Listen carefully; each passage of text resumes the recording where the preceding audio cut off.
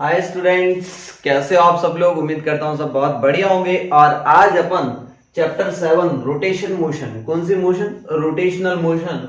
उस rotational motion में torque पढ़ लिया। Torque equal to basically R cross F. जो ट्रांसलेशन मोशन में फोर्स काम करता है वो रोटेशन मोशन में टॉर्क काम करेगा। कौन काम करेगा? टॉर्क काम करेगा। Translation motion and rotation motion की एनालॉजी याद रहनी चाहिए। तो torque is basically dl by dt, जैसे फोर्स होता था dp by dt। l is what? Angular momentum. Angular momentum vector quantity है। इसको रिप्रेजेंट करने का तरीका position vector cross p, position vector cross p। ये किसके लिए? ट्रांसलेशन मोशन के लिए। किसके लिए? ट्रांसलेशनल मोशन के लिए। अगर कोई बॉडी चल रही है तो उसका मोमेंटम होगा और किसी पॉइंट के अबाउट है। This angular momentum is about A point. और ये वाला एंगुलर मोमेंट है अबाउट एन एक्सिस। अगर कोई बॉडी है वो घूम रही है तो यहां लिख लेना this L is about point और ये वाला एक्सिस के अबाउट, ये वाला एक्सिस के अबाउट। तो किसी एक्सिस के अबाउट मोमेंट ऑफ इनर्शिया लोगे और उसकी एंगुलर वेलोसिटी लोगे। क्या समझ में आया? नहीं आया? जिस एक्सिस के अबाउट एंगुलर मोमेंटम लिख रहे हो उसी एक्सिस के अबाउट मोमेंट ऑफ इनर्शिया आना चाहिए। मोमेंट ऑफ इनर्शिया बेसिकली आपको निकालने का तरीका मैंने बता दिया था। अगर पार्टिकल मास हो तो summation of M I R I square, yes और नो। अगर आपकी एक्सटेंडेड बॉडी हो तो integration of D M are square.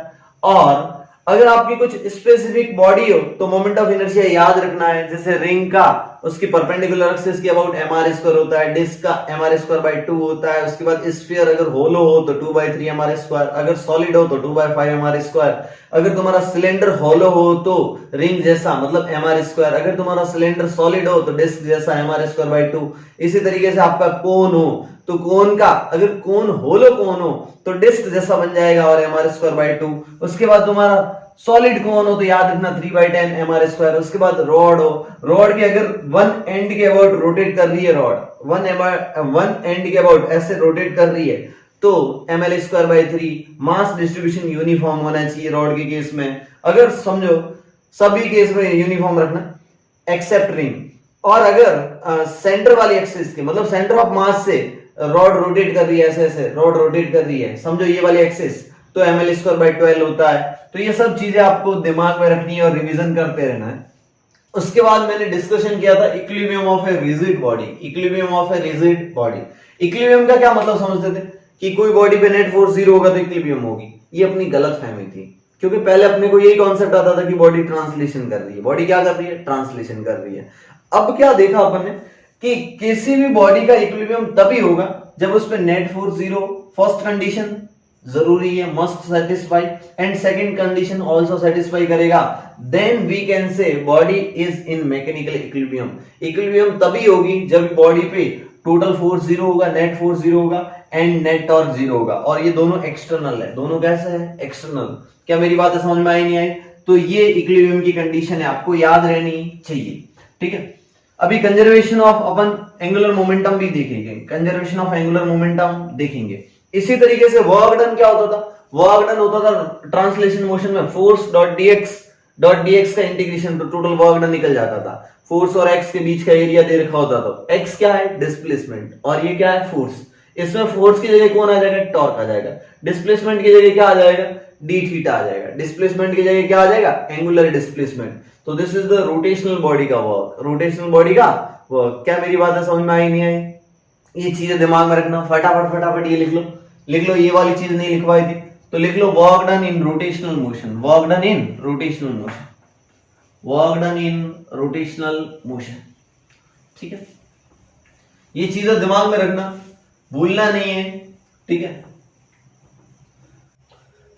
तो अपन ने इक्विलिब्रियम ऑफ रिजिड बॉडी देख लिया, यानी कि ट्रांसलेशन फोर्स जो लग रहा है नेट फोर्स 0 होना चाहिए एंड रोटेशनल टॉर्क वो भी क्या होना चाहिए? नेट 0 होना चाहिए। ट्रांसलेशन मोशन में भी इक्विलिब्रियम होनी चाहिए, रोटेशनल में भी इक्विलिब्रियम होनी चाहिए।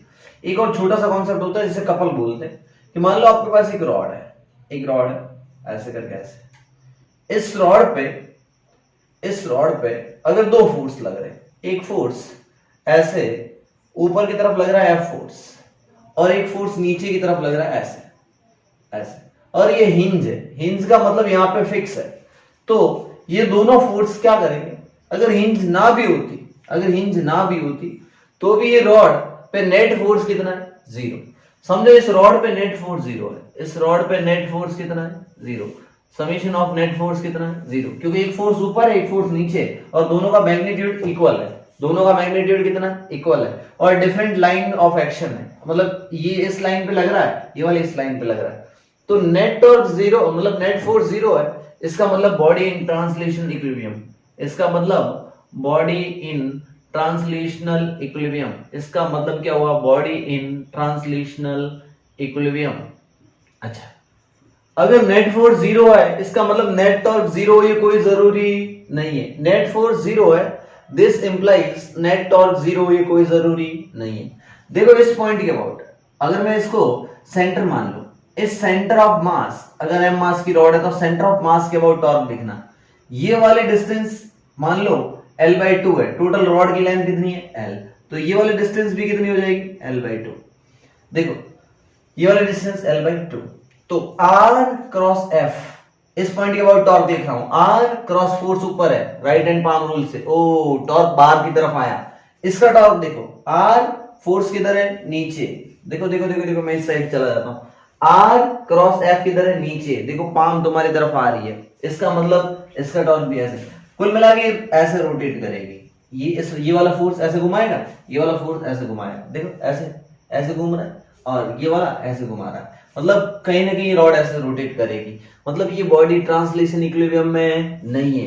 कहने का मतलब summation of tau net not equal to 0, summation of tau not equal to 0, तो कितना आया टॉर्क नेट, वो फटाफट लिख लेते, torque net is basically L/2 into ये वाला F, ये फोर्स L/2 इंटू F, इसकी वजह से टॉर्क किस साइड जनरेट हुआ, बाहर की तरफ, अरे किधर हुआ, बाहर की तरफ, L/2 इंटू F बाहर की तरफ, बाहर की तरफ फिजिक्स में दिखाने के लिए ऐसे डॉट बना के गोला बना लेते हैं, प्लस ये वाला भी बाहर की तरफ है तो दोनों ऐड हो जाएंगे, अगर दोनों की डायरेक्शन बाहर की तरफ है और बाहर की तरफ पॉजिटिव ले लूं तो पॉजिटिव की वजह से क्या हो जाएगा, ऐड हो जाएगा, तो L/2F L/2F L into F, L into F, और डायरेक्शन बताऊं तो बाहर की तरफ, मैग्नीट्यूड पूछूं तो L into F।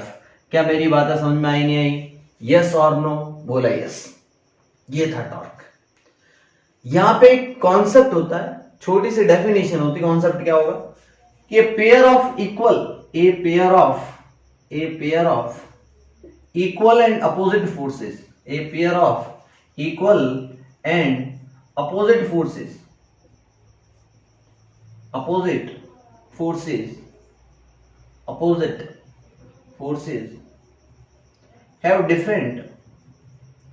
have different lines of action, तो ये पेयर होगा ना, इसे बोलेंगे couple, different lines of action is known as couple, तो ये पेयर क्या कहलाएगा, कपल।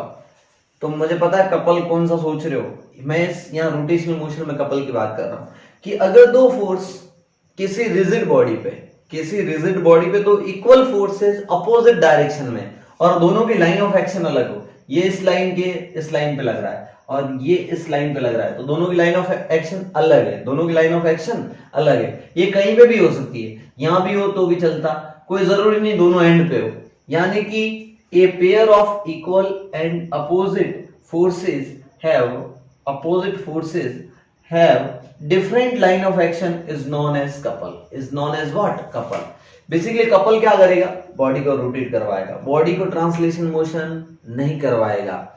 तो कपल प्रोड्यूसेस, इतना लिखने के बाद एक लाइन और लिखो कि कपल प्रोड्यूसेस, लिख लो, couple produces rotational motion without translation motion. Couple produces, ये वाले फोर्स क्या प्रोड्यूस करेंगे, only rotation motion. Couple produces rotational motion, rotational motion without translational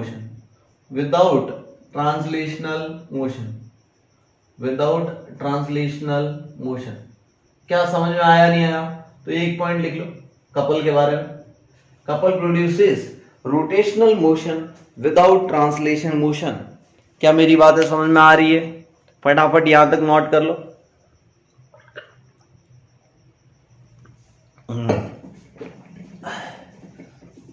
note हो गया कपल के बारे में। अपन कुछ एनसीईआरटी के एग्जाम्पल करते हैं। अपन है ना टॉर्क पे कुछ एग्जाम्पल करते हैं।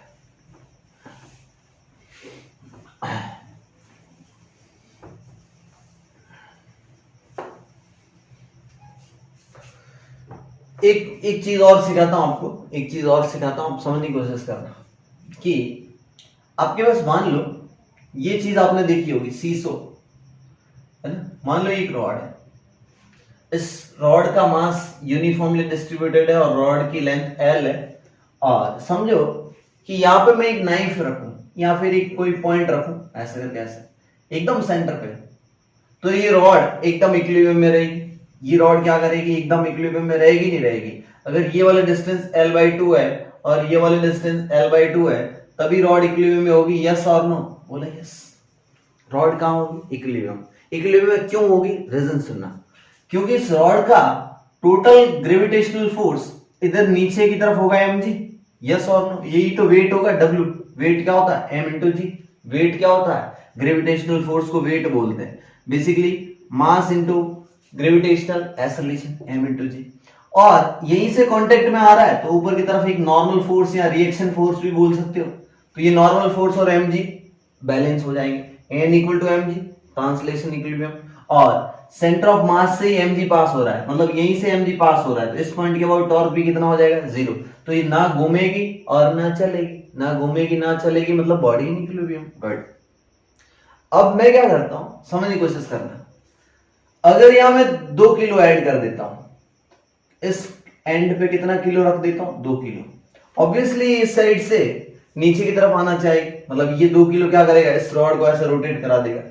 तो यहां पे कितना किलो रखना पड़ेगा? इतना तो कॉमन सेंस होगा, सर यहां भी 2 किलो रखना पड़ेगा। बोला यस। यहां पे कितना रखना पड़ेगा? 2 किलो रखना पड़ेगा, तभी रॉड अगेन इक्विलिब्रियम में रहेगी।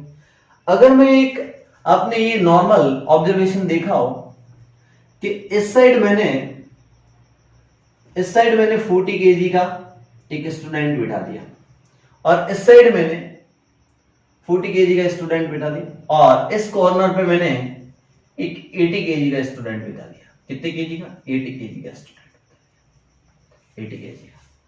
बताओ इस नाइफ को किस साइड शिफ्ट करना पड़ेगा कि बॉडी रिमेन्स इन इक्विलिब्रियम, कि बॉडी अगेन इक्विलिब्रियम में रहे। इसके लिए इस नाइफ को, जो ये वाला कॉर्नर है ना, इसको किस साइड शिफ्ट करना पड़ेगा? राइट साइड या लेफ्ट साइड? कॉमन सेंस से बताना। आपको पता ये वाला भारी है तो इसकी वजह से ये नीचे की तरफ और ये ऊपर उठ जाएगा। अगर मैं इसको इस साइड शिफ्ट करूंगा ना तो ये वाला बैलेंस में रह सकता है। क्या समझ में आया? नहीं आया? मतलब इस वाले को राइट शिफ्ट करना पड़ेगा। किस साइड शिफ्ट करना पड़ेगा? राइट शिफ्ट होनी चाहिए for equilibrium. Right shift for equilibrium, for equilibrium. Equilibrium का मतलब क्या?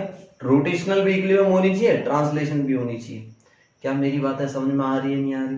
तो इस तरीके से आप बता सकते हो कितना क्या क्या शिफ्ट करना है। तो चलिए एक क्वेश्चन से शुरुआत करते हैं। पहला क्वेश्चन एनसीईआरटी का लेते हैं, सॉल्व एग्जांपल। चलिए, ये तो एक बेसिक सा कॉन्सेप्ट था। आपके यहाँ पे एक मैकेनिकल एडवांटेज करके एक छोटा सा प्रूफ दिया है एनसीईआरटी में, वो भी चाहो तो देख सकते हो, वो भी दिखाऊंगा, चिंता ना करो। अपन एक एग्जांपल सॉल्व करते हैं, जल्दी से आ जाओ। 7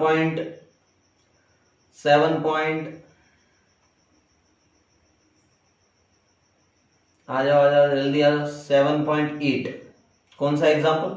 7.8। 7.8 क्या बोल रहा है? Solve example number 7.8। अगर आपको आता है तो अच्छी बात है, नहीं तो मेरे साथ सीख लो। 7.8 पढ़ते हैं अपन। A metal bar 70 centimeter long and 4 kg in mass supported on 2 knife edges। 2 knife की एजेस है, ठीक है, सपोर्ट कर रहा है। Place 10 centimetre from each and. अच्छा, एक 70 सेंटीमीटर, कितना? 70 सेंटीमीटर।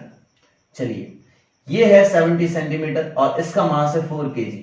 तो 4 kg है बिल्कुल, यहाँ मिडल में 4 kg लगा होगा, और इस एंड से 10 सेंटीमीटर पे, इस एंड से कितने सेंटीमीटर पे, 10 सेंटीमीटर पे, 10 सेंटीमीटर पे एक नाइफ की एज रखी है ऐसे करके, ऐसे, ठीक है, okay good.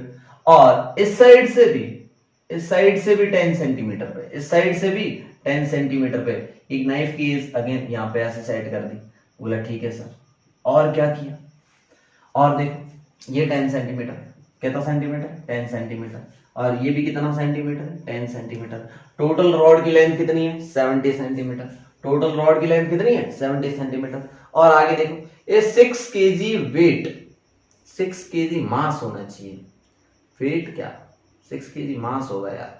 6 kg mass is suspended at 30 centimetre from one end. मान लो कि इस एंड से 30 सेंटीमीटर के डिस्टेंस पे, कितने डिस्टेंस पे, 30 सेंटीमीटर। 6 kg मास सस्पेंड किया, सस्पेंड करो यहाँ पे रख दो, ऐसा समझो कि यहाँ पे मैंने 6 kg रख दिया। कितना kg रख दिया, 6 kg रख दिया, गुड, ओके। उसके बाद बोला है find the reaction at the knife edges. ये नाइफ की एज है ना, तो यहाँ पे एक रिएक्शन फोर्स लगेगा, normal 1 and normal 2। Contact force है नॉर्मल, इसलिए assume that bar to be uniform cross section and homogeneous, यानी कि बार यूनिफॉर्म मतलब होमोजीनियस है, मतलब हर जगह मास सेम है। कहने का मतलब सेंटर ऑफ मास बिल्कुल मिडिल पे होगा, सेंटर ऑफ मास बिल्कुल मिडिल पे होगा। यानी कि टोटल 70 सेंटीमीटर है, तो यहां से 35 सेंटीमीटर पे, कितना सेंटीमीटर, 35 सेंटीमीटर पे। अब देखते जाओ और समझते जाओ, 35 सेंटीमीटर पे इसका वेट लगेगा, और टोटल मास कितना है रॉड का, 4 kg। रॉड का टोटल मास कितना है, 4 kg। तो नीचे लगेगा 4g, नीचे की तरफ क्या लगेगा, मास इंटू ग्रेविटेशनल फोर्स। और ये 6 kg रखा है, तो यहां पे लगेगा इसका वेट, और इसका वेट कितना होगा, 6 इंटू जी। इसका वेट कितना होगा, 6 into g. Okay okay okay sir. मान लो यहाँ पे नॉर्मल फोर्स अलग लगेगा, क्योंकि 6 kg मिडल में रखते तो दोनों पे नॉर्मल फोर्स इक्वल होता, लेकिन ये 6 kg इस साइड रखा है, तो यहाँ पे नॉर्मल कुछ n1 मान लो, नॉर्मल फोर्स इज n1, और यहाँ पे नॉर्मल फोर्स इज n2। यही तो रिएक्शन फोर्स है, इसको R1 लिख सकते हो, इसको R2 लिख रहे हो, मैं नॉर्मल फोर्स लिख रहा हूं। मैं क्या लिख रहा हूं, नॉर्मल फोर्स लिख रहा हूं। तो इस सवाल को कैसे सॉल्व करेंगे, ये पूरा सिस्टम इक्विलिब्रियम में दिख रहा है, पूरा सिस्टम कैसा दिख रहा है, इक्विलिब्रियम में दिख रहा है। तो सबसे पहले अपने को इक्विलिब्रियम के लिए पहले ट्रांसलेशन इक्विलिब्रियम, तो सबसे पहला point for translation equilibrium, for translational equilibrium, for translational equilibrium of rod, for translation equilibrium of rod, translation equilibrium of rod. Rod का ट्रांसलेशन इक्विलिब्रियम के लिए क्या होना चाहिए, summation of net force equal to 0, summation of F net equal to 0, summation of net force equal to 0। बोला yes. Net force कौन कौन से फोर्स लग रहे हैं, एक नॉर्मल फोर्स, यहाँ दूसरा नॉर्मल फोर्स, तो दोनों ऊपर है, दोनों किधर है, ऊपर है। अगर मैं ऊपर वाले डायरेक्शन पॉजिटिव लूंगा तो नीचे वाला डायरेक्शन नेगेटिव हो जाएगा। बोला यस। तो एक लग रहा है n1, तो n1 पॉजिटिव, n1 उस साइड से लग रहा है n2, तो प्लस n2। ये 6g नीचे लग रहा है, तो माइनस 6g, क्योंकि नीचे वाली डायरेक्शन नेगेटिव लेनी पड़ेगी। यहाँ पे 4g लग रहा है, तो माइनस 4g इक्वल टू कितना लिख लोगे, 0। नेट फोर्स तो यही है, तो यहां से एक इक्वेशन मिल जाएगी, n1 plus n2 equal to 6g और 4g इक्वल के उस साइड जाएगा तो पॉजिटिव बन जाएगा। तो n1 plus n2 is basically 6g plus 4g यानी कि 10g। इक्वेशन फर्स्ट, इक्वेशन क्या फर्स्ट। यहां से पहला आइडिया देता हूं, दिमाग लगाना। n1 एंड n2 दो वेरिएबल है, कितने वेरिएबल है, दो वेरिएबल। इक्वेशन कितनी मिली, फर्स्ट। आपको दोनों की वैल्यू फाइंड करने के लिए मिनिमम दो इक्वेशन चाहिए। मिनिमम कितनी इक्वेशन चाहिए, दो इक्वेशन। तो यहां से आइडिया आ जाना चाहिए कि दूसरी इक्वेशन ट्रांसलेशन इक्विलिब्रियम से पता चलेगी। तो second point, for rotational equilibrium, for rotational equilibrium of rod, for rotational equilibrium. Rotational equilibrium के लिए क्या इक्वेशन रहती है, torque not should be equal to 0। अच्छा, टॉर्क नेट क्या होना चाहिए, 0 होना चाहिए। टॉर्क आ किसकी वजह से रहा है वो पहले समझो। मान लो मैं इस पॉइंट के अबाउट टॉर्क लिखता, सेंटर ऑफ मास के अबाउट, तो इस n1 का टॉर्क आता, इस 6g का टॉर्क आता, इस n2 का टॉर्क आता, और इस 4g का टॉर्क 0 आ जाता इसके अबाउट। मैं कुछ दिमाग लगाता, कि मैं अगर इस पॉइंट के अबाउट, इस पॉइंट को मैं ए मान लूं, जहां से नॉर्मल फोर्स पास कर रहा है, इस पॉइंट को मैं क्या मान लूं, ए मान लूं, ए के अबाउट में टॉर्क लूं तो टॉर्क 0 आना चाहिए, क्योंकि बॉडी रोटेट नहीं कर रही है। किसी भी पॉइंट के अबाउट में टॉर्क लिख सकता हूं, मैं ए के अबाउट लिख रहा हूं, torque about A should be equal to 0, इस पॉइंट के अबाउट। ऐसा क्यों किया? क्योंकि मेरा n1 का 0 टॉर्क हो जाएगा। क्यों? क्योंकि जिस पॉइंट के अबाउट टॉर्क ले रहा हूं, फोर्स वहीं से पास हो रहा है। अगर किसी पॉइंट के अबाउट टॉर्क ले रहे हो और फोर्स वहीं से पास हो रहा हो, तो वो टॉर्क वहां का कितना हो जाएगा, 0 हो जाएगा। ठीक है, तो समझो n1 का टॉर्क कितना, 0। इस 6g का टॉर्क कितना, पहले तो 6g की डिस्टेंस कितनी, ये वाली 10 सेंटीमीटर, टोटल 30 सेंटीमीटर है, तो ये वाला कितना 20 सेंटीमीटर हो जाएगा। बच्चे ने बोला यस।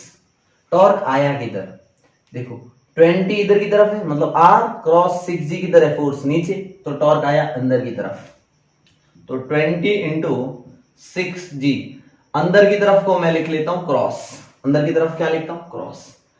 और देखो 4g का कितना आएगा, 4g बिल्कुल मिडिल में होगा, टोटल 70 सेंटीमीटर है, तो मिडिल वाली डिस्टेंस 35 सेंटीमीटर होनी चाहिए। बोला यस। सोचो यहां तक 30 है, तो ये वाली 5 सेंटीमीटर और होगी। देखो 10 और 20 30 और 5 35। बोला यस। ए पॉइंट से कितनी डिस्टेंस है, ए से है 25 सेंटीमीटर पे। ओके सर, तो प्लस 25 इंटू 4g, और ये टॉर्क भी किधर आएगा, अंदर की तरफ, ये टॉर्क भी किधर आएगा, अंदर की तरफ, ये टॉर्क भी 4g भी ऐसे घुमाना चाहेगा। लेकिन टॉर्क ऑफ n2 देखना, टॉर्क ऑफ n2 कैसे निकालोगे, सोचो टोटल कितनी है 70, ये 10 ये 10, तो मिडिल वाली कितनी होगी 50। अरे मिडिल की डिस्टेंस कितनी होगी 50 सेंटीमीटर। बच्चे ने बोला यस। तो देखो इस पॉइंट के अबाउट n2 का टॉर्क r 50, क्रॉस n2 ऊपर है, तो n2 की तरफ फिंगर्स करो ऐसे, तो पाम की डायरेक्शन बाहर आ रही है। ओ हो, अगर ये पॉजिटिव लिया, ये पॉजिटिव लिया, तो n2 का टॉर्क नेगेटिव आ जाएगा। रीजन बता रहा हूं, क्योंकि n2 का टॉर्क बाहर की तरफ आ रहा है, अंदर वाले को मैंने पॉजिटिव कंसीडर किया है, तो बाहर वाला नेगेटिव आएगा, and this should be equal to 0। ऐसे भी कह सकता हूं, ये दोनों टॉर्क को n2 बैलेंस करेगा, तो ये नेगेटिव वाला उस साइड चला जाएगा। तो ये कितना 20 into 6g, 20 into 6g into 6g, यानी कि 120g लिखो ना सीधा, 120g प्लस 25 इंटू 4 कितना हो गया 100g should be equal to, ये वाला उस साइड भेज दो, तो 50 इंटू n2। देखो यहां अपन एक गलती कर रहे हैं। क्या गलती कर रहे हैं, ये 20 सेंटीमीटर में आपको मीटर में बदलना पड़ेगा, लेकिन यहां जरूरत नहीं पड़ेगी। अगर मीटर में बदलते तो यहां नीचे 100 करते। बोला यस। यहां भी कितना करते 100 करते, और यहां भी कितना करते 100 करते, 100 कॉमन आके 0 में चला जाता। तो यहां इसलिए सेंटीमीटर और मीटर का टेंशन मत लो। ये mm में दे रखा होता तो भी कोई फर्क नहीं पड़ता। क्यों? क्योंकि हर एक के नीचे 100 होता, वो 100 कैंसिल आउट हो जाता, इसलिए अपने को पता चलेगा नहीं, यानी कि सेंटीमीटर सेंटीमीटर सेंटीमीटर कट जाएगा। अब देखो n2 की वैल्यू कैसे निकालोगे। देखो यह 0, 10 से ये 0 और ये 0 कैंसिल आउट हो गए। n2 की वैल्यू बेसिकली आई क्या, 12g plus 10g, 22g bye 5। अब आपके एनसीईआरटी में g की वैल्यू इन्होंने 9.8 ली है। अगर आपको सवाल में 9.8 नहीं दे रखी है, कुछ भी नहीं दे रखा g के बारे में, तो आपको भी 9.8 लेनी है। अच्छा, तो इसको सॉल्व करो। 22 इंटू 9.8 की जगह मैं 10 लेके दिखा रहा हूं अपॉन 5, तो ये कितना हो जाएगा 2, यानी कि n2 की वैल्यू आ जाएगी 44 न्यूटन। 22 इंटू 2 कितना 44 न्यूटन। This is n2। अब समझो n2 आया 44 न्यूटन। n1 कैसे निकालोगे, जैसे n2 मिल गया यहां पुट कर दो, तो यहां से n1 बेसिकली कितना आ जाएगा, n1 इक्वल टू, मैं इस साइड लिख रहा हूं, n1 इक्वल टू 10g का मतलब क्या, 10 इंटू 10 100 माइनस n2 44 आया, माइनस 44 करो तो ये आ जाएगा 56 न्यूटन। n1 की वैल्यू कितनी आ गई 56 न्यूटन। एक ऑब्जर्वेशन करो नॉर्मल सा कि ये वाली वैल्यू 56 आई और ये वाली कितनी आई 44। ये नॉर्मल ज्यादा है क्योंकि इसके पास 6g रखा है, इसके क्लोज में 6g, तो इस पे ज्यादा जोर पड़ेगा। जितना ज्यादा जोर पड़ेगा ना, वजन ज्यादा होगा, तो यहाँ पे नॉर्मल फोर्स भी ज्यादा आएगा। क्या समझ में आया नहीं आया, यस और नो, पक्का गारंटी। नॉर्मल फोर्स दोनों की वैल्यू सेम कब होती, जब 6g बिल्कुल सेंटर पे रख दिया होता, तो n1 और n2 क्या आते हैं, इक्वल आते हैं। n1 और n2 क्या आते हैं, इक्वल आते हैं। तो ये लिख लो फटाफट फटाफट, एनसीईआरटी से मैच भी करा सकते हो। इन्होंने ले लिया है 9.8, इन्होंने कितना लिया 9.8 जी की वैल्यू, तो उससे आ रहा है 54.88 मतलब 55 अप्रोक्सीमेट, और एक 43, एक कितना आ रहा है 43। मैंने 10 ले लिया इसलिए 44 आ गया, ठीक है। और आपको कितना लेना है, आपको लेना 9.8, उससे सॉल्व करना है। मैंने तो फटाफट कैलकुलेशन करनी थी इसलिए ले लिया, ठीक। आगे बढ़ते हैं, 7.8 हो गया, 7.8 हो गया, 7.9 करते हैं। 7.8 टेस्ट में पूछूंगा, 7.8 टेस्ट में पूछूंगा, इसलिए खुद से एक बार खुद से कर लो रफ कॉपी में। 7.9 7.9 क्या बोल रहा है कि 3 metre long ladder weighing 20 kg leans on a frictionless wall. Okay, 3 metre long है, 20 kg उसका मास है, leans on frictionless wall, its feet rest on the floor 1 meter from the wall as shown in figure. Figure दे रखा है नीचे देखो। Find the reaction force of the wall and the floor. Okay, आपके पास यहाँ पे एक वॉल है, ऐसे करके ऐसे, this is wall, this is what, wall, और ये है आपका floor, this is what, floor, और एक रॉड है ऐसे करके ऐसे, दिस इज व्हाट, रॉड, ये रॉड है ऐसे करके ऐसे, ये रॉड है, ठीक है। अच्छा, रॉड की लेंथ कितनी दे रखी है, 3 मीटर, रॉड की लेंथ कितनी, 3 मीटर। बोल रखा है ये वाली फ्लोर पे रॉड की इस वॉल से डिस्टेंस है 1 मीटर। सोचो ये एंगल 90 है।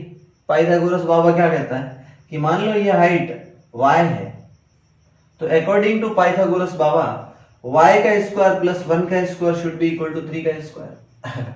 y का स्क्वायर प्लस 1 का square should be equal to 3 का स्क्वायर अकॉर्डिंग टू पाइथागोरस बाबा, अकॉर्डिंग टू पाइथागोरस बाबा।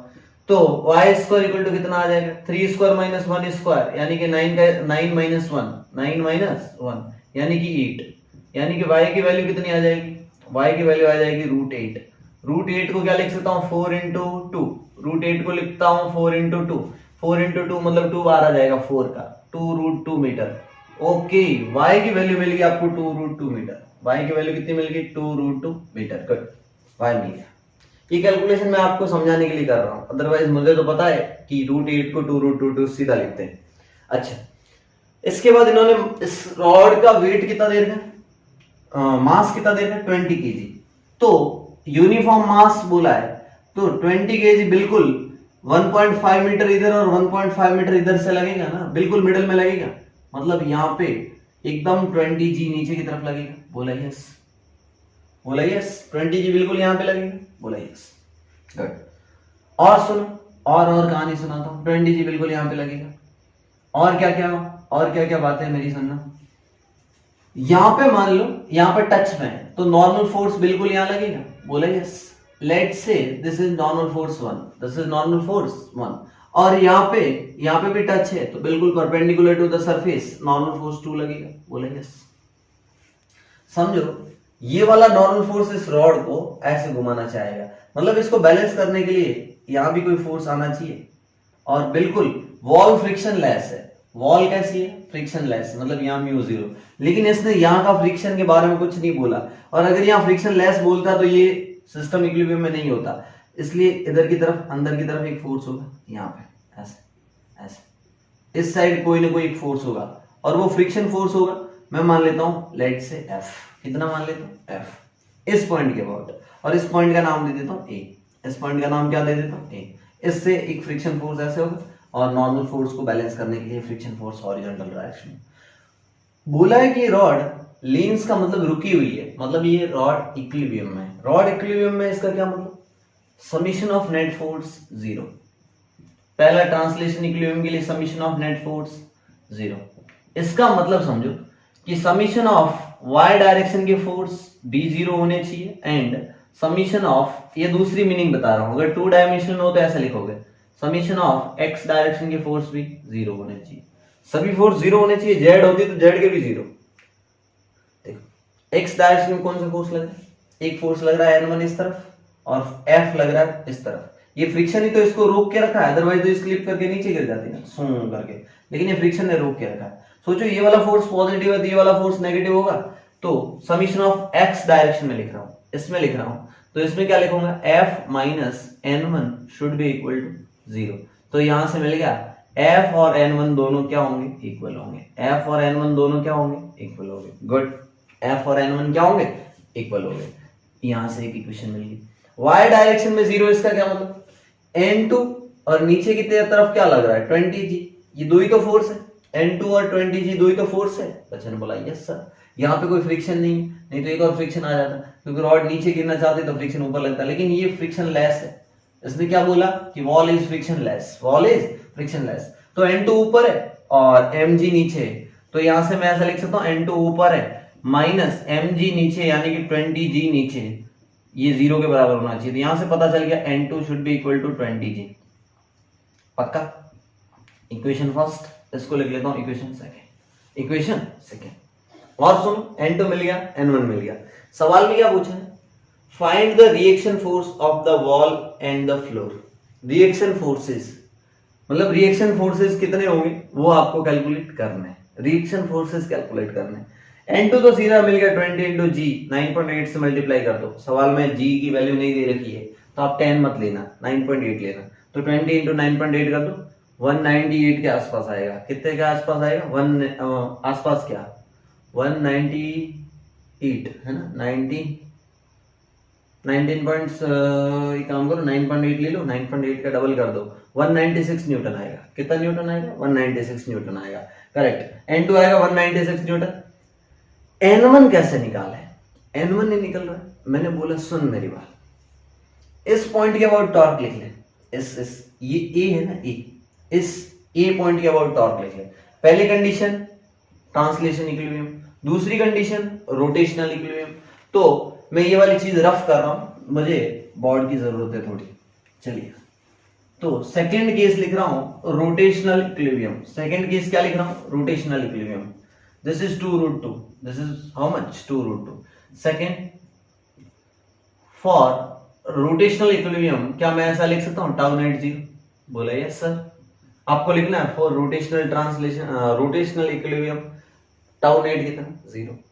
किस पॉइंट के अबाउट टॉर्क लो, चाहो तो आप इस पॉइंट के अबाउट भी टॉर्क ले सकते हो, चाहो तो आप इस पॉइंट के अबाउट भी टॉर्क ले सकते हो, लेकिन इस पॉइंट के अबाउट टॉर्क लोगे ना तो N1 का टॉर्क 0 हो जाएगा और इस F का टॉर्क 0 हो जाएगा। मतलब आपके पास दो वेरिएबल गायब हो जाएंगे। तो मैं लिख रहा हूं torque about A should be equal to 0। N2 का 0, F का 0, N2 का टॉर्क 0, F का 0। क्यों? क्योंकि दोनों फोर्स इसी पॉइंट से पास हो रहे हैं। ये वाला 20G है वो कितने डिस्टेंस पे होगा, सोचो टोटल 1 मीटर है तो उसका आधा 1/2 मीटर पे होना चाहिए। अरे यार 1/2 का मतलब 0.5 मीटर पे। बोला यस। तो मैं ऐसा लिख सकता हूँ 20G इंटू फोर्स, अरे डिस्टेंस 0.5 को मैं 1/2 लिखता हूँ। अक्सर 0.5 को मैं कितना लिखता हूँ, 1/2। ये वाला टॉर्क किधर है, अंदर की तरफ, ऐसे R क्रॉस नीचे 20 तो अंदर की तरफ। ये वाला टॉर्क ऐसे घुमाएगा, ऐसे इस पॉइंट के अबाउट इस टॉर्क को ऐसे घुमाएगा। और N2 का टॉर्क देखो, N2 का टॉर्क ऐसे घुमाएगा, ऐसे। वैसे भी समझ में नहीं आ रहा तो मैं बताता हूं कि R क्रॉस N1 किधर है, इधर की तरफ। देखो टॉर्क बाहर आ रहा है, मतलब ये दोनों टॉर्क बैलेंस करेंगे। ये वाला मैंने ले लिया, इसका टॉर्क ऐसे घुमाना चाहता, ये वाला ऐसे घुमाना चाहता है, मतलब दोनों बराबर होंगे तभी तो घूमेगा नहीं। बोला यस। तो N1 का टॉर्क लिखूंगा, N1 इंटू परपेंडिकुलर डिस्टेंस। मैंने सिखाया था कि ये फोर्स ऐसे ऐसे जा रहा है तो परपेंडिकुलर डिस्टेंस तो यही हुई ना, यहां से यहां तक, इस पॉइंट से। बोले ये डिस्टेंस 2√2 के बराबर है। बोला यस, 2√2। देखो इस 2 से ये 2 गया तो कितना बचा, 10G। ये 10 से ये 2 गया तो ये कितना बचा, 5G। तो N1 की वैल्यू आ गई आपके पास 5G/√2। N1 की वैल्यू कितनी आ गई, 5G/√2। जितना N1 है ना उतना फोर्स F है, तो क्या मैं F लिख सकता हूं, F is basically N1। N1 का मतलब ये भी कितना, 5G/√2। यस आपने बोला यस, ये भी मिल गया। और सुन, यहां पे अगर इस इस फ्लोर पे रिएक्शन फोर्स पूछे, वॉल पे रिएक्शन फोर्स कितना होगा N1, एक आंसर ये होगा। यहां पे रिएक्शन फोर्स पूछे ना, सुनना, रिएक्शन फोर्स और कांटेक्ट फोर्स एक ही होता है।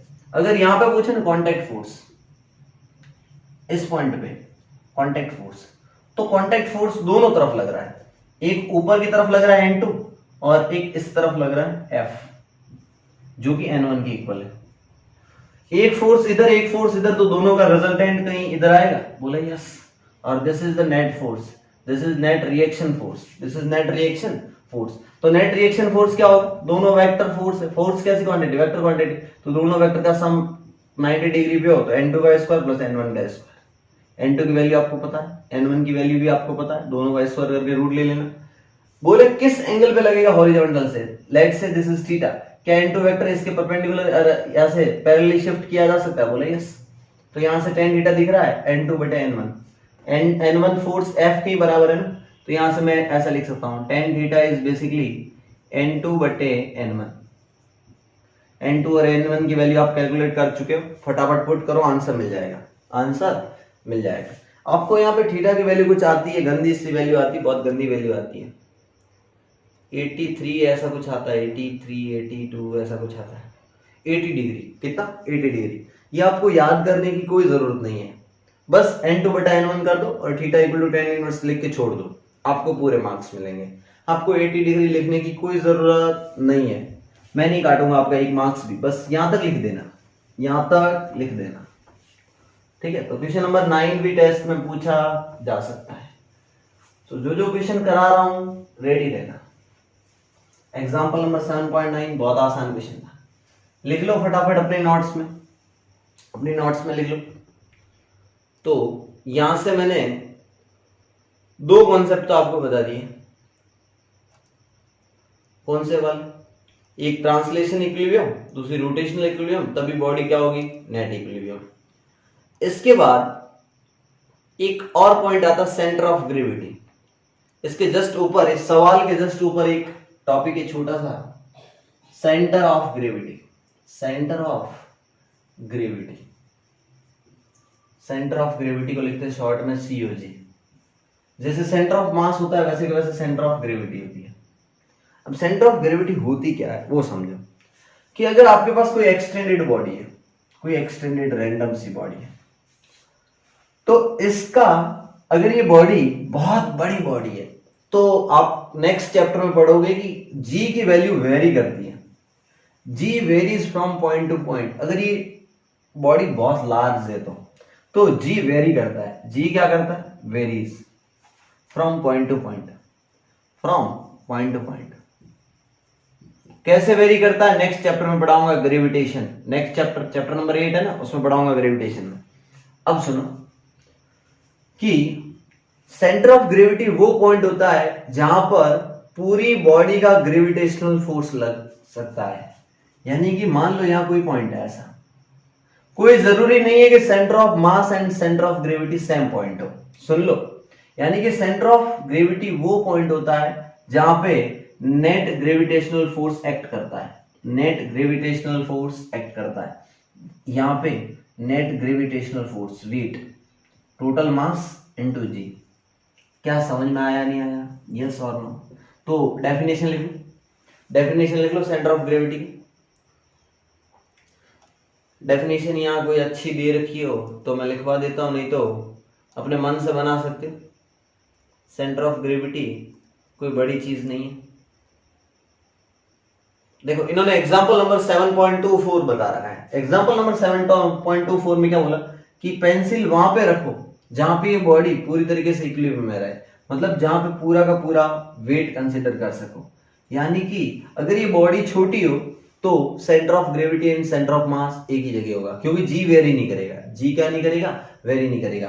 तो लिख लो centre of gravity is a point, centre of gravity is a point, is a point where net gravitational force acts।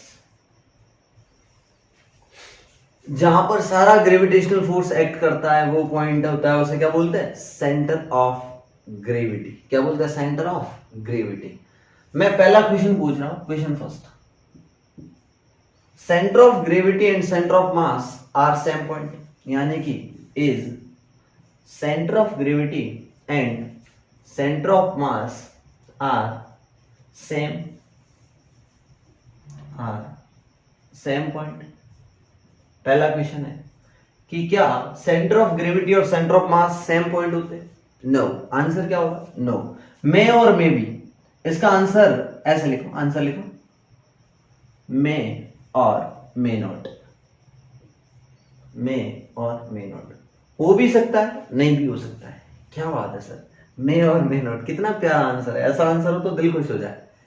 बोला मे कब होगा और मे नॉट कब होगा, कि दोनों का सेम कब होगा? दोनों का सेम तब होगा जब जी पॉइंट टू पॉइंट वेरी नहीं करेगा। समझो जी एवरीवेयर यूनिफॉर्म रहेगा। अगर छोटी बॉडी होगी तो जी हर जगह सेम रहेगा। तो centre of gravity and centre of mass दोनों सेम तब होगा जब जी यूनिफॉर्म होगा। If G varies point to point then centre of gravity and centre of mass are different point. इस तरीके से आप लिख सकते हो। तो ये क्वेश्चन था। तो क्लियरिटी आ गई, सेंटर ऑफ ग्रेविटी की क्लियरिटी आ गई। लिख लो। अगर कोई बॉडी है उसकी सेंटर ऑफ ग्रेविटी कैसे पता लगाई जाती है? सेंटर ऑफ ग्रेविटी बताओ। मान लो एक बहुत ही प्यारा एग्जांपल दिखाता हूं। अगर ये एक्सटेंडेड बॉडी है, इसका सेंटर ऑफ मास कहां पे होगा? बिल्कुल यहां सेंटर पे होगा, नहीं होगा? बिल्कुल एकदम इसके ज्योमेट्रिक सेंटर पे होगा सेंटर ऑफ मास, क्योंकि पूरा मास यूनिफॉर्म है। और ये बॉडी बहुत छोटी है, अरे बुक कोई बड़ी थोड़ी है, तो जी यहां और यहां सब जगह सेम होगा। तो सेंटर ऑफ मास और सेंटर ऑफ ग्रेविटी यही होगी। लेकिन आपको फील दिलाता हूं कि इस बॉडी के सेंटर ऑफ ग्रेविटी कैसे पता लगाते हैं। इस किताब को मैं यहां से पकड़ो, इस बुक को मैं यहां से होल्ड करूं, तो बिल्कुल ये ऐसे रह रही है, मतलब हिंज पॉइंट जहां से इसको हिंज किया ऐसे, उसके जस्ट नीचे वाले लाइन पे सेंटर ऑफ ग्रेविटी होगी। इस लाइन के जस्ट इस लाइन के, इस पॉइंट के जस्ट यहां से सीधी लाइन, स्ट्रेट लाइन पे ही सेंटर ऑफ ग्रेविटी होगी। अगर बिलीव नहीं हो रहा है तो देखना, अगर मैं बुक को यहां से होल्ड करूं, देखो अपने आप बुक ऐसे हो गई, सेंटर ऑफ ग्रेविटी इस लाइन पे। अगर मैं बुक को थोड़ा कॉर्नर से होल्ड करूं तो सेंटर ऑफ ग्रेविटी बिल्कुल इस लाइन पे होगी। अगर मैं बुक को थोड़ा यहां से होल्ड करूं, अपने आप सेंटर ऑफ ग्रेविटी इस पॉइंट के नीचे आ जाएगी। क्या ये चीज समझ में आई नहीं आई? कहने का मतलब centre of gravity hinge point के बिलो, जस्ट बिलो होती है। मतलब जस्ट बिलो नहीं कह सकते, हिंज पॉइंट से पास होने वाली स्ट्रेट लाइन। अच्छा, तो एक आप है ना फिगर बना लेना, ऐसा फिगर बना लेना, ऐसा करके ऐसे, और समझ लेना कि अगर यहां से मैंने हिंज किया है, डोरी से बांध रखा है, कुछ भी, इसको बोलते हैं हिंज करना, लटका देना। तो सेंटर ऑफ ग्रेविटी इस लाइन पे होगी, यहां कहीं होगी सेंटर ऑफ ग्रेविटी। ठीक है, तो याद रखना कि centre of gravity lies on this line, centre of gravity lies on this line. ठीक है, इस लाइन से, ये दिमाग में रखना। ये फोटो भी बना लो और लिख लो कि centre of gravity lies on this line. ठीक है, इसके बाद आगे बढ़ते आगे इन्होंने क्या क्या किस टाइप के कुछ कॉन्सेप्ट बता रखे। इसके बाद मोमेंट ऑफ इनर्शिया मैंने पढ़ा दिया। Moment of inertia basically mass का एनालॉग है। मास का एनालॉग किस में? मास होता था ट्रांसलेशन मोशन में, तो रोटेशन मोशन में मोमेंट ऑफ इनर्शिया आपको आइडिया देगा कि बॉडी को रोटेट कराना आसान है या टफ है, यानी इजी है या टफ है। ठीक है, ओके, आगे बढ़ते हैं। एक और कॉन्सेप्ट बता देता हूं, रेडियस ऑफ गायरेशन, या इसको जायरेशन भी बोलते हैं। रेडियस ऑफ गायरेशन जो बोलना है बोलो, आपकी मर्जी, आपकी इंग्लिश। मैं इसको रेडियस ऑफ जायरेशन बोलता हूं, आप गायरेशन भी बोल सकते हो।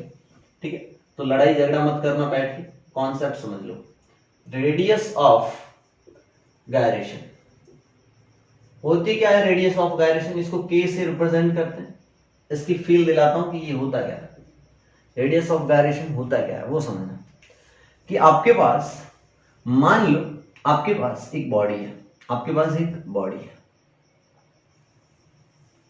एम मास की, और इसकी रेडियस कितनी आर है, और ये मान लो स्फीयर है, सॉलिड स्फीयर।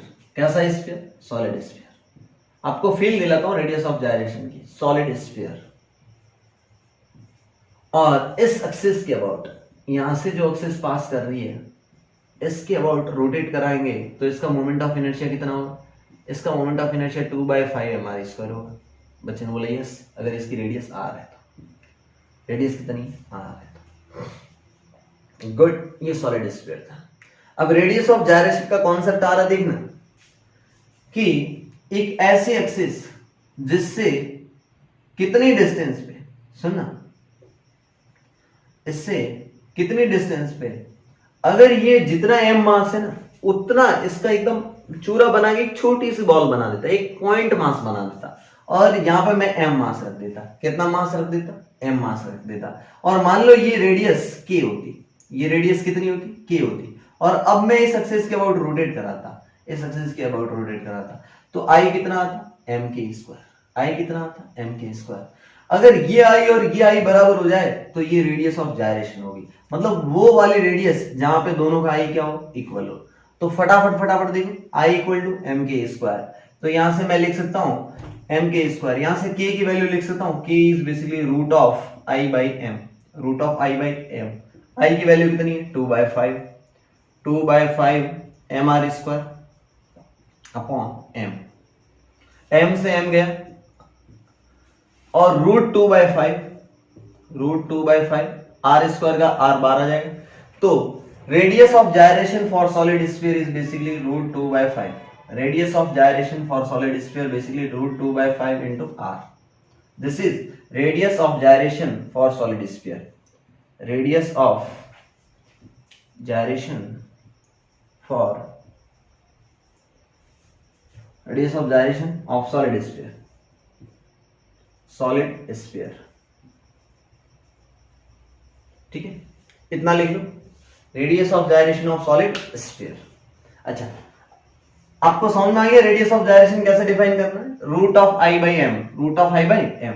तो रेडियस ऑफ जायरेशन वो रेडियस होती है जिसके अबाउट अगर उस बॉडी का मोमेंट ऑफ इनर्शिया इक्वल आ जाए। ठीक है, तो radius of gyration basically k equal to root of i by m. Radius of gyration कोई बड़ा कॉन्सेप्ट नहीं था, ऐसी एक डेफिनेशन थी, आपको बता दी।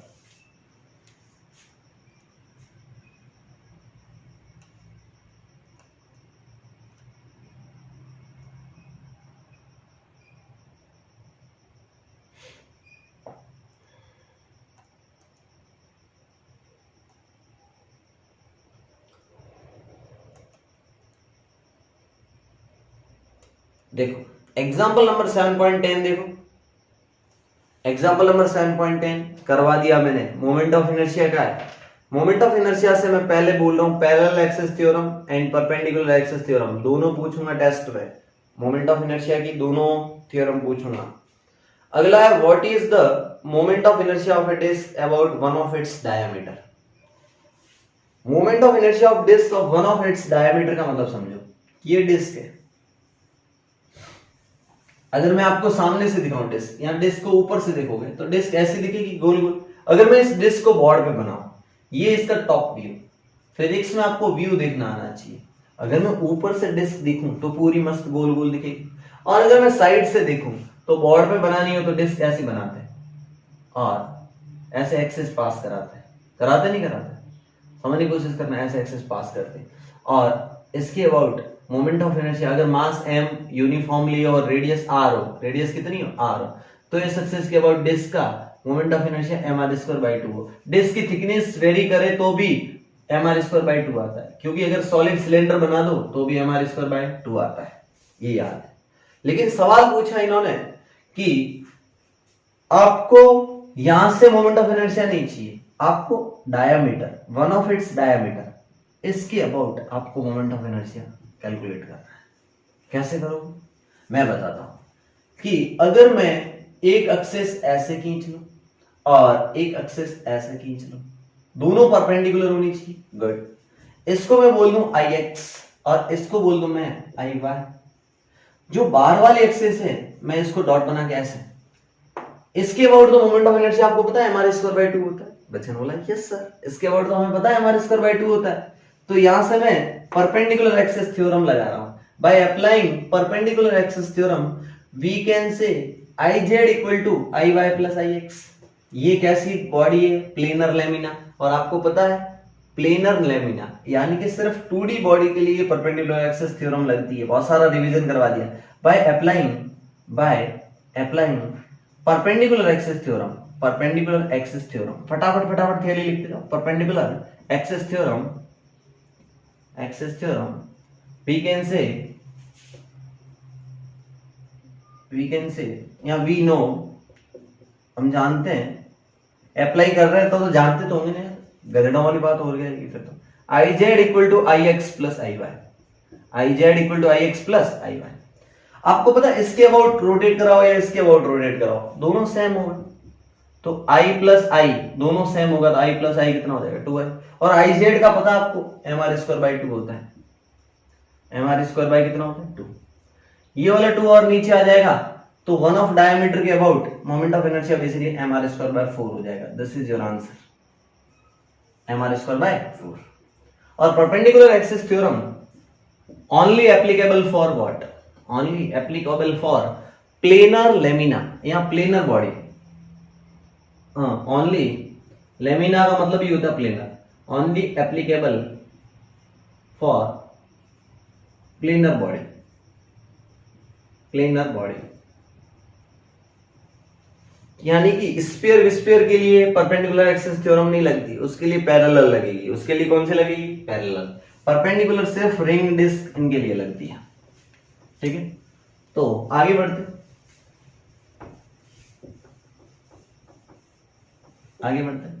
क्वेश्चन नंबर 7.10 हो गया। आगे बढ़ते फटाफट क्वेश्चन नंबर 7.10 हो गया। 7.11 करते, आओ 7.11 करते।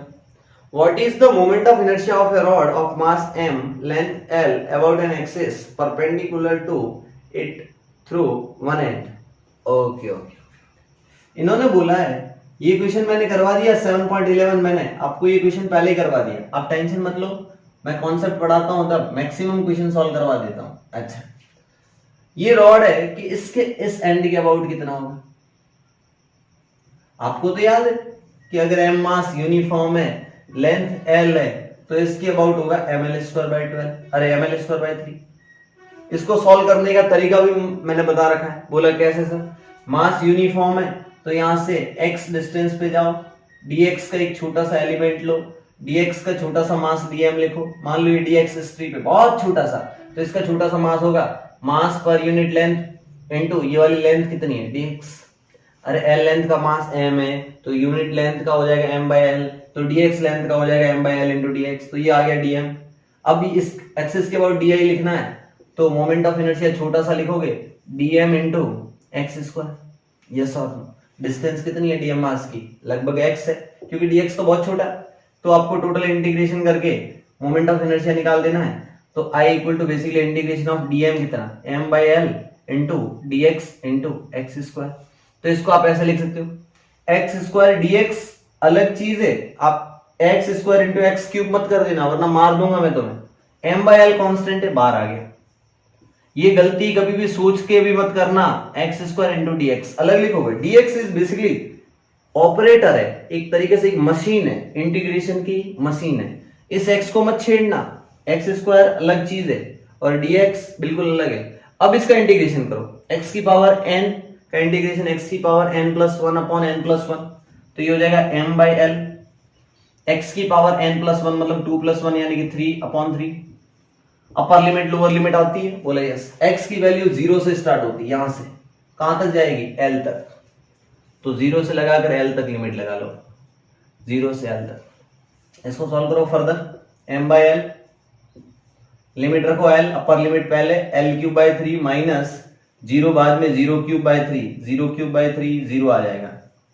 तो यहां से एक एल कट गया तो एल स्क्वायर बच जाएगा, आंसर आ गया ml स्क्वायर बाय 3। आंसर कितना आ गया ml स्क्वायर बाय 3। आंसर कितना आ गया ml स्क्वायर बाय 3। ठीक है, इन्होंने कुछ बोला नहीं है कि what is the moment of inertia, सीधा सीधा बोला है। और सुन, इसको सॉल्व कराने का मेरे पास दूसरा तरीका भी है। बोले वो दूसरा तरीका बताओ। Second method. सेकंड मेथड में अपने को वी नो करना पड़ेगा। जैसा कि हम जानते हैं, ऐसे देखो ये रॉड, ये है इसका सेंटर ऑफ मास, एम मास की रॉड, एल लेंथ, ये एस एक्सिस। इसके अबाउट अपने को याद है सेंटर ऑफ मास के अबाउट ml स्क्वायर बाय 12 होता है। ml स्क्वायर बाय कितना होता है 12 होता है, ml स्क्वायर बाय 12। गुड। इस एक्सिस के अबाउट चाहिए, इसके अबाउट आई चाहिए, वन एंड के अबाउट। ये सेंटर ऑफ मास से L/2 डिस्टेंस पे होगा, बोले यस। पूरे मास को सेंटर ऑफ मास पे कंसंट्रेट किया जा सकता है, बोले यस। तो यहां पे लगाएंगे bye applying parallel axis theorem.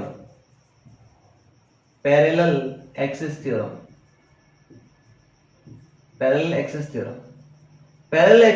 क्या कहती है? पैरेलल एक्सिस थ्योरम कहती है कि I बराबर ICM plus MD square, I equal to ICM plus MD square.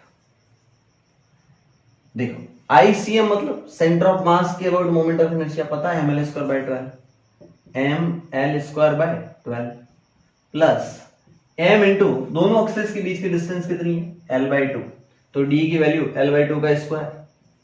बोले यस सर। ये कितना आ गया ml square by 12 plus ml square by 4। Yes और नो? बोले यस। यहां 12 है, यहां 4 है। मैं थोड़ी गणित सिखा रहा हूं, फिर बता रहा हूं। मेरे साथ रहोगे तो गणित फास्ट करोगे, मेरे साथ रहोगे तो गणित बहुत फास्ट करोगे। 4 इंटू 3 12 बन गया, ऊपर भी 3 से मल्टीप्लाई करो, कोई फर्क नहीं पड़ा। ऊपर देखो ml स्क्वायर 3ml स्क्वायर कितना हो गया 4ml स्क्वायर। नीचे देखो 12 और 12, तो यहां 12, 4 से 12 कट गए 3 बार, आंसर आ गया ना ml स्क्वायर बाय 3। खत्म। ये मोमेंट ऑफ इनर्शिया निकाल लिया। तो मेरे पास दो मेथड है, एनसीईआरटी के पास एक मेथड था, आप दोनों मेथड से कर सकते हो। मैं आंसर आपको पूरे मार्क्स दूंगा। बेसिकली अगर आपको थ्योरम याद होगी तो आपको इंटीग्रेशन की जरूरत नहीं पड़ेगी। ठीक है, चलिए आगे बढ़ते हैं। Example number 7.12। एग्जाम्पल नंबर 7.12 क्या बोल रहा है? फटाफट 7.12 करते हैं। 7.12 एग्जाम्पल करते हैं। Example number 7.12। What is the moment of inertia of a ring about a tangent to the circle of ring?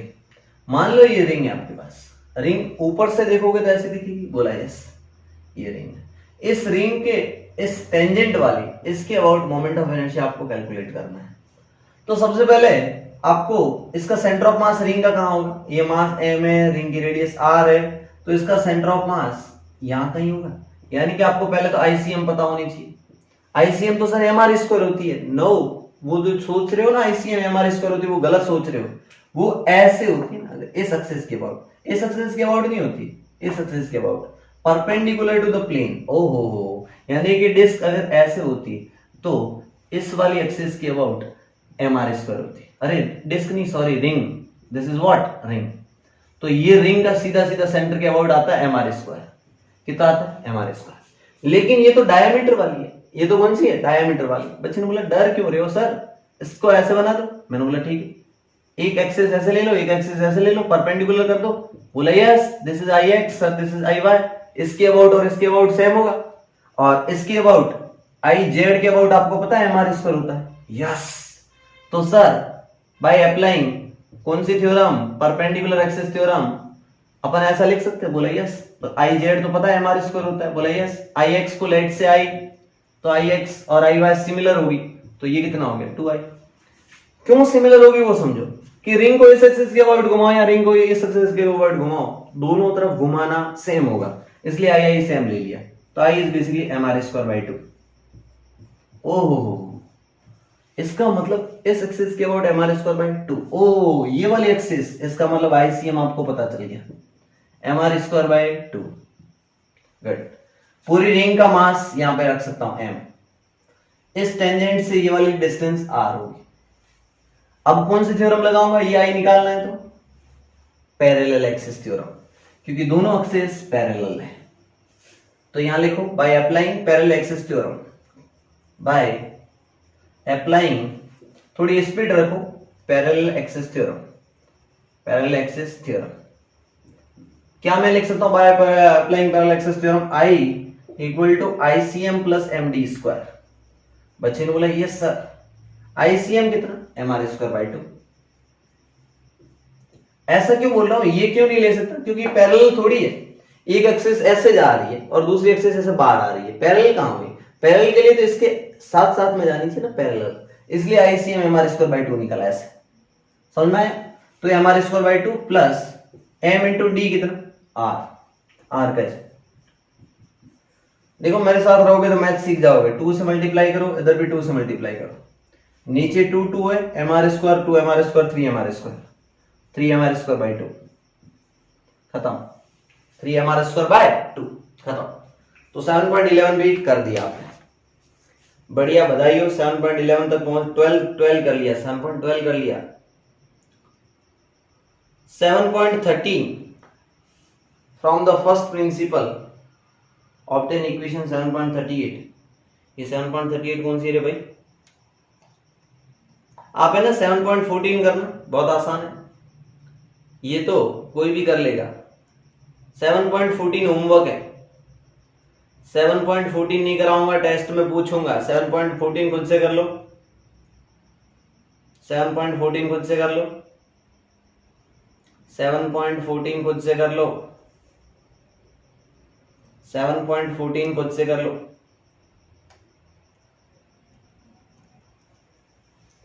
Seven point 14 खुद से करना।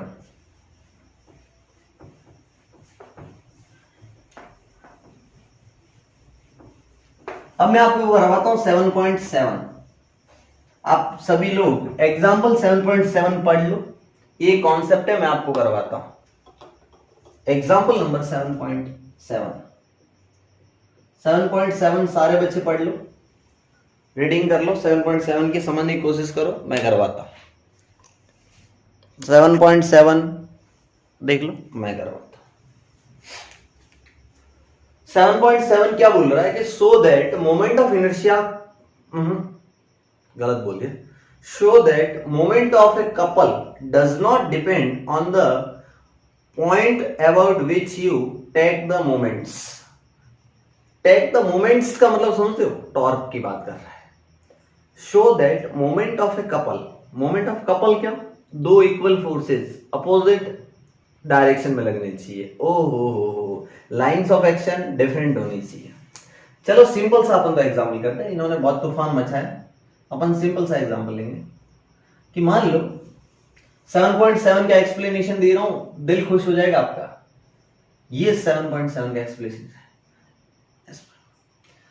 ये इसका सेंटर है और यहां पे एक रॉड पे फोर्स लग रहा है F और एक फोर्स इधर की तरफ लग रहा है F, और ये रॉड हॉरिजॉन्टल प्लेन में, मतलब ऐसे समझो टेबल पे, ये ऐसे हॉरिजॉन्टल टेबल है, इस पे एक रॉड ऐसे रखी हुई है, आपको दिख रही ये वाली रॉड ऐसे, और इस पे एक फोर्स आगे की तरफ लग रहा है इस एंड पे, एक इस एंड पे पीछे की तरफ लग रहा है। बोला ठीक है सर। इस रॉड की ये लेंथ टोटल 2L है, मान लो इस रॉड की टोटल लेंथ कितनी है, 2L है, तो ऊपर वाली कितनी होगी, C से इस पॉइंट की, अपर वाले पॉइंट की L, और इस पॉइंट से भी डिस्टेंस कितनी होगी L। Very good, very good. क्या कपल है, बोला यस। कपल के लिए क्या होना चाहिए, दोनों फोर्स का magnitude equal, direction opposite, line of action different, और खत्म, कपल हो गया। अब कपल का मोमेंट्स बोला है, मोमेंट्स का मतलब समझते हो, इस फोर्स का मोमेंट, मोमेंट ऑफ फोर्स क्या होता है, टॉर्क।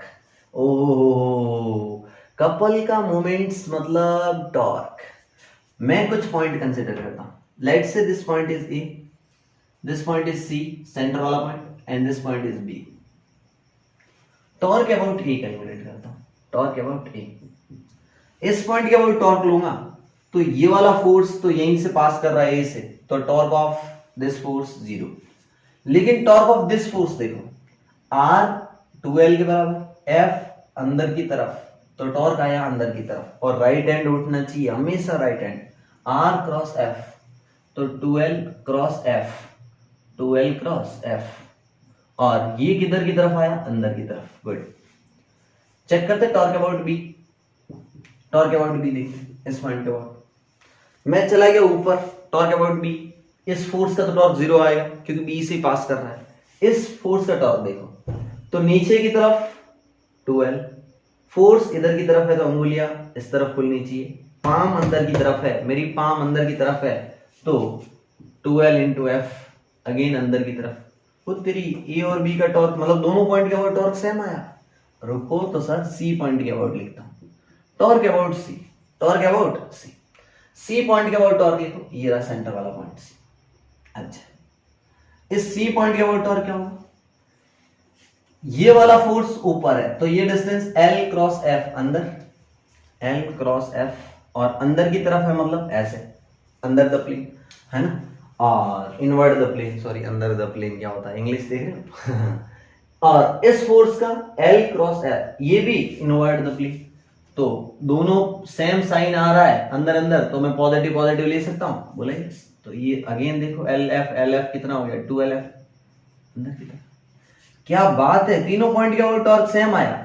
किसी ने बोला सर अगर मैं किसी दूसरे पॉइंट यहां पे लेता, यहां पे कोई पॉइंट लेता P, जो इन्होंने ऐसा करके दिखाया, अगर मैं इस पॉइंट के अबाउट टॉर्क लेता, इस पॉइंट के about, this is point P, और मान लो ये P पॉइंट A से x डिस्टेंस पे, A से कितने डिस्टेंस पे, x डिस्टेंस पे, A से कितने डिस्टेंस पे, x पे, तो B से कितना हो जाएगा, x प्लस 2L। तो देखो पहले इस फोर्स का टॉर्क देखते हैं, x क्रॉस F बाहर की तरफ, x क्रॉस F बाहर की तरफ, टॉर्क अबाउट P लिख रहा हूं, x क्रॉस F बाहर की तरफ मतलब ऐसे, बाहर की तरफ ऐसे लिया। अगर मैंने बाहर की तरफ पॉजिटिव लिया लेकिन मैंने अंदर को पॉजिटिव ले रखा है, तो बाहर की तरफ है तो नेगेटिव लेना पड़ेगा, इसका मतलब बाहर है, बाहर नेगेटिव होगा, वेक्टर होता है, एक अंदर को पॉजिटिव ले लिया तो बाहर को नेगेटिव लेना पड़ेगा। अच्छा, इस फोर्स का टॉर्क देखो, डिस्टेंस कितनी, x प्लस 2L अंदर की तरफ, x plus 2L total distance, force F अंदर की तरफ, बोला ठीक है। ये कितना आ गया, xF माइनस का, और यहाँ पे आ जाएगा xF प्लस का, और आ जाएगा 2L इंटू एफ। देखो xF माइनस प्लस गायब, 2L इंटू एफ। ओ तेरी, ये क्या हुआ, torque about A B C P, किसी के अबाउट ले लो, टॉर्क पॉइंट ऊपर लो, नीचे लो, कहीं लो, बीच में, इधर उधर कहीं पे भी लो, किसी भी पॉइंट के अबाउट फोर्स, कपल फोर्स का मोमेंट्स कितना आएगा, कांस्टेंट आएगा। कितना आएगा, कांस्टेंट आएगा, मतलब इंडिपेंडेंट ऑफ ओरिजिन बोल सकते हो, इंडिपेंडेंट ऑफ पॉइंट बोल सकते हो, पॉइंट पर डिपेंड ही नहीं करता, पॉइंट पर डिपेंड ही नहीं करता। मतलब यहां से एक इंपॉर्टेंट पॉइंट लिखवा रहा हूं, नोट डाल के लिख लो, नोट डाल के,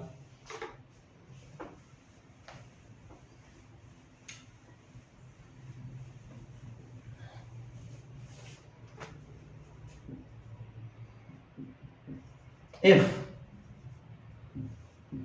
net force on a body, if net force on a body is equal to 0, is equal to 0, net force 0, net force 0 मतलब couple torque.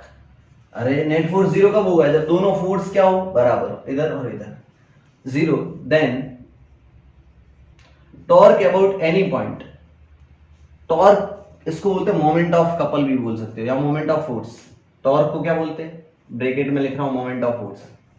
Torque about any point, torque about any point remains constant, remains constant. ये theorem लिख लो, बहुत काम आएगी। अगर किसी body पे net force 0 है तो दुनिया में किसी पॉइंट के अबाउट टॉर्क ले लो, ऑलवेज कांस्टेंट आएगा। Answer 2LF 2LF 2LF 2LF ही आएगा, कहीं पे भी चेंज नहीं होगा।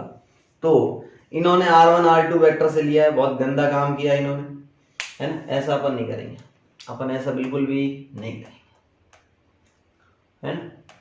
इन्होंने भी प्रूफ कर दिया जैसे तैसे करके, ए बी इंटू एफ करा दिया। इनका कॉन्सेप्ट समझना है तो वो भी बता सकता हूँ, कोई बड़ी चीज नहीं है, ठीक है, कोई बड़ी बात नहीं है।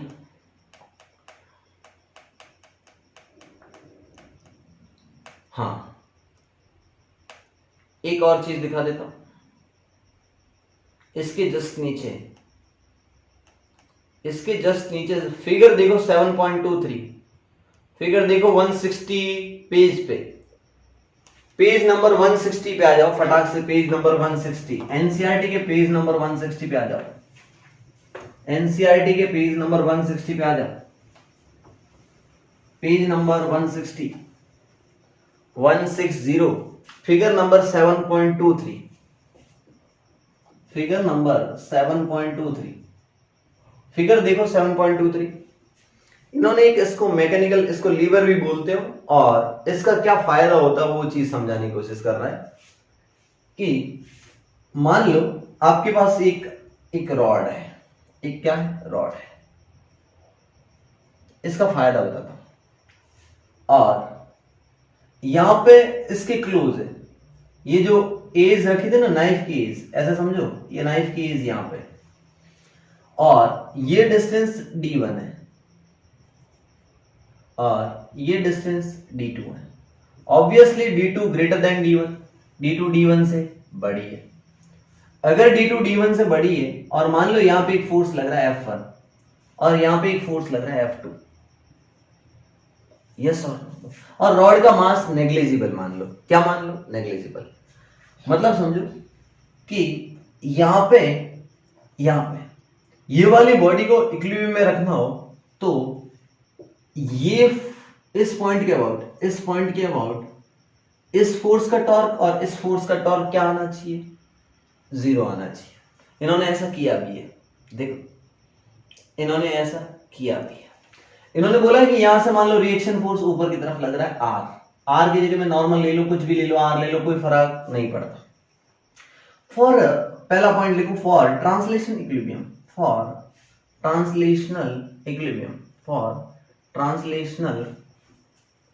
इक्विलिब्रियम, क्या मैं ऐसा लिख सकता हूं कि ऊपर वाला फोर्स और नीचे वाले फोर्स बराबर होने चाहिए, यानी कि R minus F1 minus F2 should be equal to 0, equation first. दूसरी चीज सीखो कि बॉडी इक्विलिब्रियम में रहे, इसके लिए टॉर्क, नेट टॉर्क 0 होना चाहिए। For rotational equilibrium torque net should be equal to 0, बोले यस। किसके अबाउट टॉर्क ले लो, इसी एज के अबाउट, क्योंकि R का टॉर्क 0 हो जाएगा तो अपने को R कैलकुलेट करने की जरूरत नहीं पड़ेगी। इस पॉइंट के अबाउट टॉर्क ले लो तो F1 का टॉर्क, F1 क्या करेगा, इसको इस साइड मोड़ने का, और F2 किस साइड मोड़ने का, इस साइड। ये इस साइड मोड़ रहा है, ये इस साइड मोड़ रहा है। R क्रॉस F1 बाहर की तरफ और R क्रॉस F2 अंदर की तरफ, यानी कि ये बोल रहा है मैं इसको ऐसे मरोड़ दूंगा, ये इसको नीचे दबाना चाहता है, ये इसको नीचे दबाना चाहता है। मतलब इसका टॉर्क और इसका टॉर्क क्या हो जाए, बराबर हो जाए। इसका टॉर्क क्या होगा, d1 इंटू F1, तो d1 into F1 should be equal to d2 into F2, yes और no, d1 into F1 equal to d2 into F2। तो यहां से क्या रिजल्ट पता चला कि F1 बटे F2 equal to d2 upon d1। ये समझने की कोशिश करो, इसको बोलते हैं mechanical advantage, MA, mechanical advantage. इस मैकेनिकल एडवांटेज का मतलब क्या होता है वो समझाता हूं। F1 बटे F2 इज बेसिकली d2 बटे d1। d2 ज्यादा है और d1 कम है। ज्यादा में कम का भाग जाएगा तो ये 1 से ऑलवेज ग्रेटर आएगा, 1 से ऑलवेज ग्रेटर आएगा। इसका मतलब समझो कि यहां पे कम फोर्स लगा के यहां से ज्यादा लोड उठाया जा सकता है। यहां पे कम फोर्स लगाओ, समझो कि यहां पे एक हाथी बिठा दिया, एक क्या एलिफेंट, यहां पे एक एलिफेंट बिठा दो। एलिफेंट बहुत हैवी होता है, एलिफेंट को अगर ऊपर उठाना है, यहां एक इंसान उठा सकता है 60 kg का, यस। एलिफेंट मान लो 700 किलो का, 1000 किलो का, मान लो 1000 किलो का। क्या 1000 किलो के एलिफेंट को आप उठा सकते हो, यस, इससे उठा सकते हो। इधर आपका लोड रखा हुआ है, इसको आप आराम से ऊपर उठा सकते हो। क्यों, क्योंकि ये डिस्टेंस बढ़ा दो तो इसका टॉर्क बढ़ जाएगा और इसका टॉर्क डिस्टेंस कम है इसकी वजह से घट जाएगा। तो इस तरीके से इसे बोला जाता है मैकेनिकल एडवांटेज, d2 बटे d1 and we know d2 is greater than d1, so mechanical advantage मिल जाता है अपने को, इस चीज का फायदा उठ जाता है। ठीक, ये वाली आर्म होती है, इन्होंने किसको लोड आर्म किसको बोला, d1 is called load arm, ये वाले इसको इन्होंने बोला लोड आर्म, ये वाली आर्म है ना इसको बोला लोड आर्म, जिस साइड लोड रखा जाता है। और फिर force F2 is applied to lift the load and distance d2 of the effort from the fulcrum is the effort arm। और ये वाली आर्म कौन सी है, एफर्ट, जहां पे आप एफर्ट कर रहे हो, एफर्ट आर्म। इस पॉइंट के अबाउट टॉर्क 0 आ रहा है तो इसने इनको फलक्रम बोल दिया, ऐसा कुछ, ऐसे इससे कोई लेना देना नहीं है। आज तक जेई और नीट में सवाल पूछा गया नहीं है, मैं भी नहीं पूछूंगा, टेंशन मत लो, ठीक है, ऐसे नाम है जस्ट, ठीक है। तो आप लार्ज लोड को इससे, ये कॉन्सेप्ट आ सकता है, ये नाम नहीं आएगा लेकिन ये कॉन्सेप्ट याद रखना कि क्या आप 1000 किलो को भी उठा सकते हो, आप 60 किलो के हो और 1000 किलो को आप क्या ऊपर उठा सकते हो, यस। एक रॉड ऐसे रख दो और इसको इस पॉइंट के आसपास में ऐसा, आप कभी कभी हेवी चीजों को ऊपर उठाने के लिए ऐसे करते हो, मैंने तो बहुत किया घर पे, है ना। आप है ना किसी बहुत हेवी चीज को आप है ना ऐसे एक पत्थर रखते हो, पत्थर के ऊपर ऐसे लकड़ी या मजबूत लोहे की रॉड रखते हो और इसको यहाँ से दबाते हो ऐसे, तो ये अपने आप सरकती जाती है।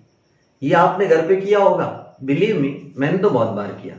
क्या आप ट्रैक्टर में कभी कभी क्या पंक्चर हो जाता था, मैं किसान हूं ना तो मैं बताता हूँ, मैं ट्रैक्टर चलाता रहता हूँ, तो आप है ना हैवी लोड को भी ऐसे ना लकड़ी या लोहे की रॉड से ऐसे ऊपर उठा सकते हो, ऐसे, बस टूटनी नहीं चाहिए रॉड और मोड़नी भी नहीं चाहिए, तो है ना।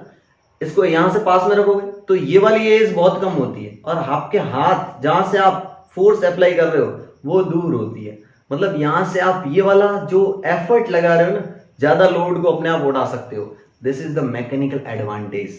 क्या मैकेनिकल एडवांटेज की फील आई? बहुत इंटरेस्टिंग था, सबको समझ में आ गया होगा। तो आज की क्लास को यहीं खत्म करते, नेक्स्ट क्लास में देखेंगे अपन conservation of angular momentum. Next class में क्या देखेंगे? Conservation of angular momentum. JEE NEET के बहुत सारे क्वेश्चन उस टॉपिक से आते रहते हैं, ठीक है। तो चलो बच्चों, बाय, आज की क्लास को यहीं खत्म करते हैं।